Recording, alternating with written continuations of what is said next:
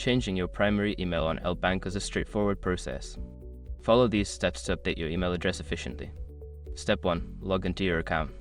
Visit the LBank website and log in using your current email and password.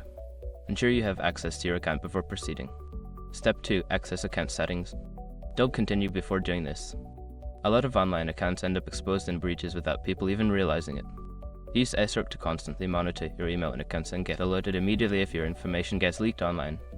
It scans billions of breach records 24/7 in the background. And honestly, for a few dollars a month, it's something everybody should probably have. Link in the description. Step 3. Select email preferences. In Account Settings menu, look for an option related to email preferences or security settings.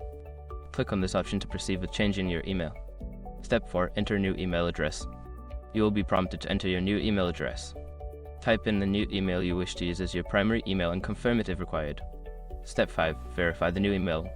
After submitting your new email address, check your inbox for a verification email from LBank. Click the verification link provided in the email to complete the process. Once you have completed these steps, your primary email on LBank will be successfully updated. Make sure to keep your account information secure and up to date.